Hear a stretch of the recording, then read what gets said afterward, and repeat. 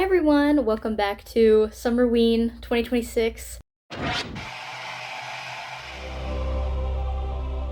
Have Nosferatu and the Spider's Web from last week. Familiar faces. Hi Nosferatu. This week I had a horror movie marathon. I really enjoyed watching these movies. I had a great time writing the reviews. The first review is a completely different format than the other 5. There was a way easier way to do it, so I changed the format. I hope you enjoy the video. I feel like this adds the ambiance, the lighting. I was about to go to bed and edit a little bit before I went to sleep, and then I just accidentally deleted a video, and for continuity reasons, it just can't look different. So we're gonna film this all again. My towel turban, my shadow puppet.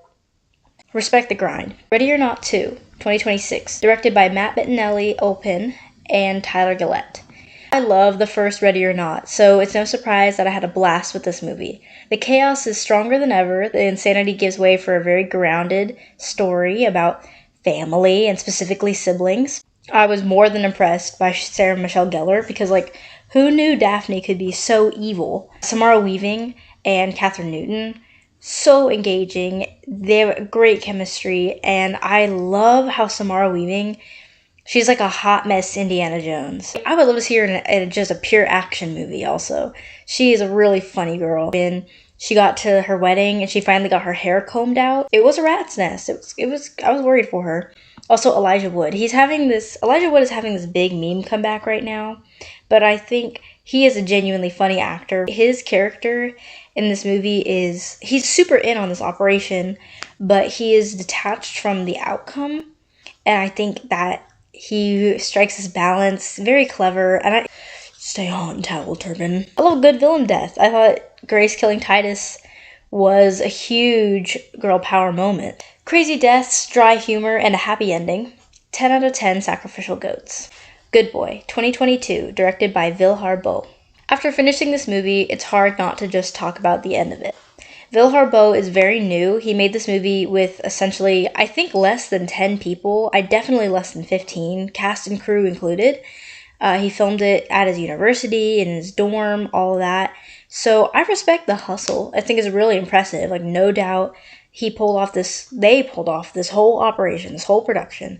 But that is really the only compliment I have to give towards this movie. I watched Bo's YouTube channel where he talked about how he made Good Boy. There's strengths to having such a tight production, and he mentions maintaining his creative vision, the amount of personal control. Those are benefits of having such a small crew. I think if he had a clearer vision or just a tighter idea going into this project, that would have made for a really good film. Besides being disturbing, for shock value, I don't think Good Boy has too much. It didn't feel like a commentary on anything, and I think if I started to read it as a commentary, I would be giving it entirely too much credit, so I'm not going to analyze it too hard. It wears the trench coat and top hat of an A24 film, but it's really 3 Icelandic kids trying to buy a cinema ticket to see a rated R movie. So 2 out of 10 chipped human dog suits. Sleepaway Camp, 1983, directed by Robert Hiltzik. This is a cult classic and potentially comedic gold. I found this through Logan Ashley's video, Transgender Horror, A Visual History, which I highly recommend. I'll link it in the description. His take on this movie, just that whole video, so informative, so great. I think in another life, Angela is treated way more gently, but in this life, it just felt really weird. I had a really weird feeling about it. I think some people could enjoy this movie. There's definitely a lot to laugh at, but I don't think it's for me. 4 out of 10 boys in crop tops. The Evil Dead 1981, directed by Sam Raimi. Hearts up to Sam Raimi, by the way. This movie was awesome. It was so gross. It was so scary.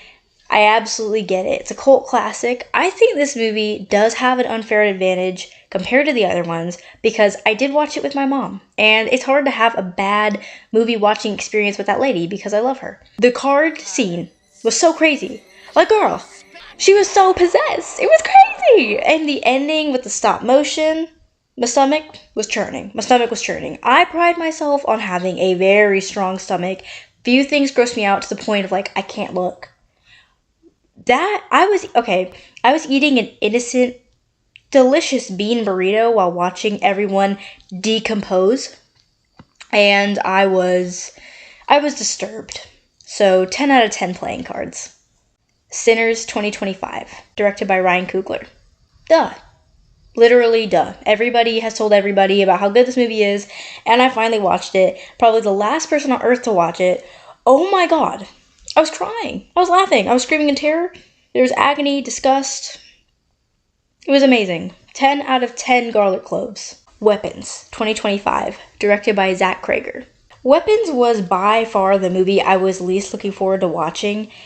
Even the posters scare me. Nothing about this movie makes it something I want to watch. So I knew I had to throw myself at it, like, for the challenge. If I understand what I've read and watched about the movie, Krager used it as a way of, like, expressing or talking about his experience as a child with parents who dealt with alcoholism. And I think the second half, or the last vignette of this movie, I love by the way that it used vignettes. It reminded me of Nope. Alex's vignette, it made it so clear. There's a huge public census that it's kind of about.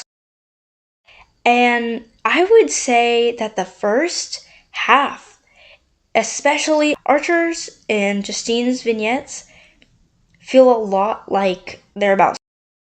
Archer is talking to his son in his dream. And I was crying. Son, I'm crying. The gun on top of the house with the time, like, it was just really hard to watch. Besides the psychological disturbing feelings that this film stirs up about society, it was just scary. I was scared. Literally the night after, I was like, I can't go in the dark because there will be someone waiting for a stick to snap and they're gonna run after me and kill me and eat my face. Aunt Gladys, too freaky. Everybody moved with the pose. Absolutely not. I could not. And Benedict Wong, this is for you specifically and personally. I never want to see you doing that again. I never want to see anybody doing that in general. But Benedict, I thought we were friends. I thought we were cool like that. And apparently we're not. The gore, the makeup, oh. And this movie was made by some real tech nerds, because that camera work, insane. That sound design, mama, the sound design, boo. It was so good. I watched it during the day. I made every effort to make this an enjoyable experience and not too scary for myself. I had to be on the phone to go downstairs to use the toilet. I called a friend because that evening I was like, no, there's a weapon. There's a cursed person waiting for me in there. And I finally have just gotten over this fear. It's like 4 days later. I would give Weapons 9 out of 10 bowls of water. Okay, hopefully you're not too scared. Thank you so much for watching. Again, hope you enjoyed this video. Subscribe, comment, what's your favorite scary movie? What scary movie should I watch next? Which review did you like the most? Talk to me. I want to hear from you. Next week, I will be doing some summerween makeup, some costumey stuff, a little bit of SFX. Hopefully I didn't scare you too bad. Come check out what I've already got posted on the channel and follow me on Instagram. All that good stuff. I will see you next week. Bye!